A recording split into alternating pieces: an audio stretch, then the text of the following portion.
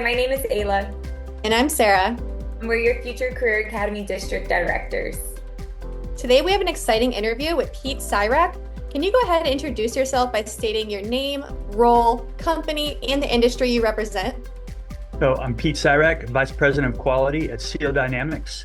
Aerospace manufacturing is what we do. In particular, CO Dynamics is a low-cost solution provider to commercial aircraft industry. In particular, we provide aftermarket commercial aircraft parts. So we're sort of like your AutoZone or Napa Auto Parts of the aircraft industry. Wow, thank you so much for being here and joining us on this Zoom today. So seniors are about to graduate. What types of entry-level positions can seniors obtain in your industry with a high school diploma? So you asked the industry, which is a broad, covers a lot more than just what we do here. But what we do here, we have some entry-level inspector positions, warehouse positions, and some assembler positions, all of which do not require a high school diploma. In fact, I would argue no one in my quality department, including myself, actually requires, a college degree. They do require a high school diploma, my apologies. But although I do have a bachelor's and a master's in aerospace engineering, and it's probably facilitated my promotion up and through the ranks, it isn't necessary for the actual job role. An entry-level position in quality would be like a level 1 quality inspector, which holds in a handsome starting salary, probably in the 40 to 50 range, depending on what kind of background they might have had in high school. And then entry-level assembler, similar in pay. They will be doing the assembly of some of the product that we make. And then the warehouse technician is somebody that's working, like, say, a space right behind me, similar to people that might be working at an Amazon fulfillment center.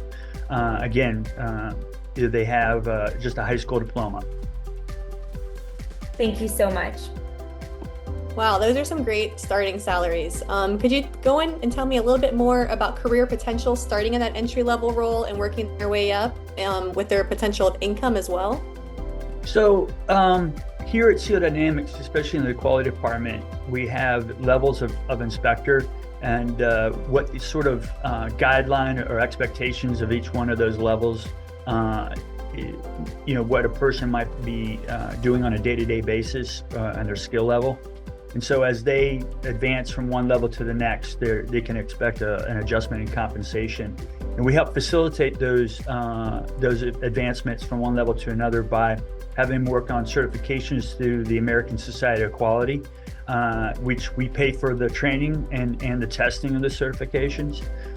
They do something similar in the other areas as well. Where their supervisors lay out a career path or development program for those persons, depending on what that person's interests are. We certainly sit down and speak to our team members, and we want to find out what they're interested in doing. We certainly don't want them spending time on stuff and our money on advancements that they're not at all interested in doing. We want people to be enjoy coming to work and doing the work that they're doing and feel like they're contributing to the overall value of the company.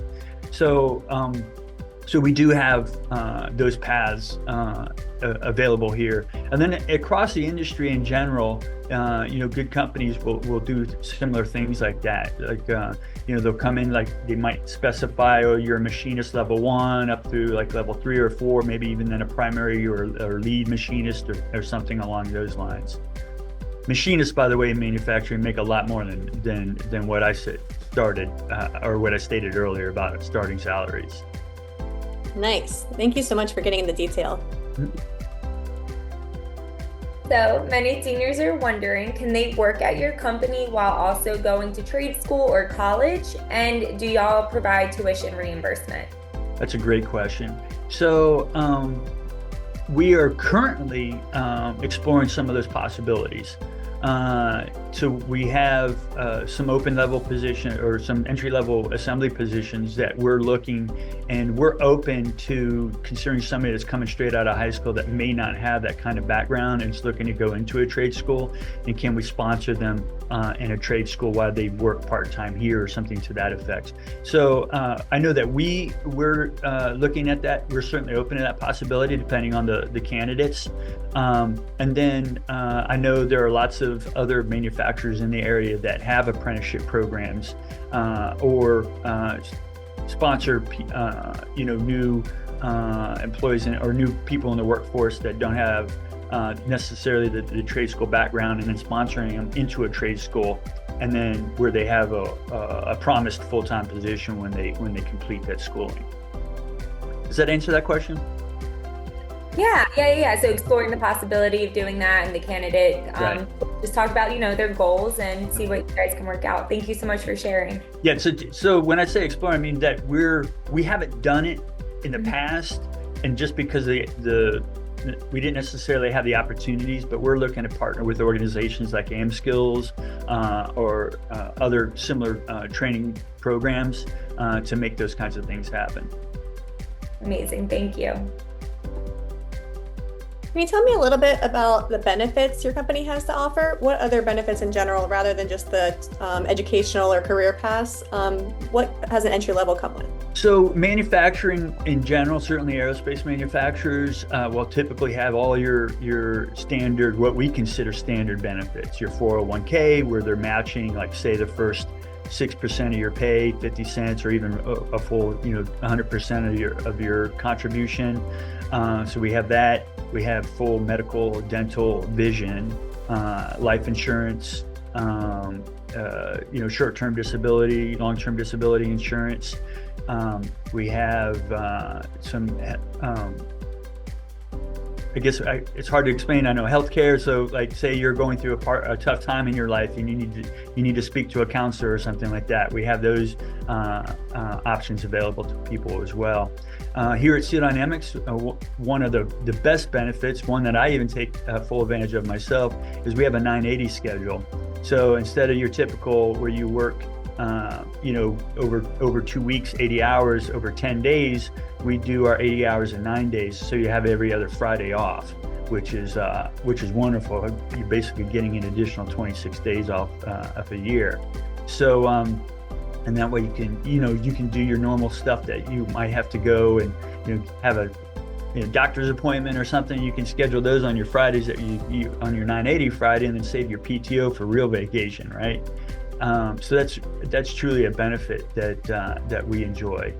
Something I like to point out, and a few people capture the full value of what all those benefits mean from a additional dollars per hour kind of thing.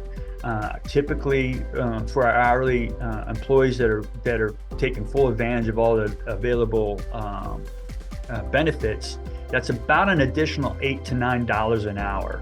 And so those high school students that are looking at these jobs that will give them a part-time job, getting $15, $20 an hour, if they're not getting full benefits and they're not considering those the value of those full benefits, I mean, contributing to your retirement savings at 18, 19 years old and starting at that age is I can't emphasize the value of that over a long period of time. You're working 30, 40, 50 years or something like that, and starting that contribution into your retirement fund at such a young age, that needs to be considered when you're looking for a job. Even if that job pays a couple dollars less than that other job that doesn't give you any benefits, when you add everything up, you're actually getting paid a lot more. So make sure that you consider those things.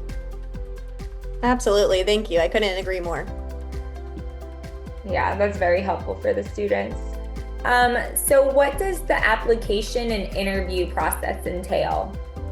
So we post all of our jobs through our corporate career search or job search website, and so anybody can go onto HEICO.com. It's HEICO, .com, and there's on the top right, there's like a career or job search. You go and you can put in your zip code, and it'll list all the jobs available within our corporation, and you can go through the job descriptions and then apply directly. And I recommend applying for every single one of them, even if it doesn't think you don't think it maybe they want somebody straight out of high school. It can't hurt to at least apply and go through that process. And then I think it asks you to upload a resume, or certainly upload and answer some simple questions with regards to eligibility for working in the United States. Something to be considered for aerospace manufacturers. We have to verify their ability to work legally in the United States. So then once those applications are reviewed, and I can't speak for all of HEICO's subsidiaries, but here at Seal Dynamics, I see all those resumes that come through, and have the opportunity to review them and set up a call. So typically we'll call a person first and have a quick conversation over the phone. And then if that goes well and we iron out some maybe preliminary details, maybe they find out that it's not a job they're actually interested in, or you're not going to pay the amount of money they want, or something to that effect, then we can part ways then and not waste anybody's time. But often we'll continue on to a second interview where we at least have the person come in and take a look at and view our facility, give them a tour, and we have a face-to-face conversation. Again, I can't speak to everyone, but I don't consider our interviews, at least when we're having the one-on-ones with people, I don't consider them so much as an interview as it is a conversation about the roles that we have, sort of the expectations, what we're looking for in a person. And then again, it's a two-way street. That person has to be happy and confident that they're going to be that they're going to enjoy the work, that it's meaningful to them, and that they're compensated accordingly. And so we try to have that conversation both ways with regards to that. Thank you for going in detail. Sometimes students don't even know where to start to find the job on the website, so that was very helpful. Yeah, absolutely. And to follow up on that, we are connecting with new hires. What are you looking for? What can we tell students that if they want to be an applicant, how to prepare themselves now in their for their future career? So I look for two primary things: attitude and aptitude. And in some cases, I've hired people with zero experience relative to the role they're filling, but they had just a great attitude, and I could tell that they had the ability, aptitude being the ability to learn those roles, right? So something else I'd highly recommend as a high school student: work on learning your manners, how to compose yourself.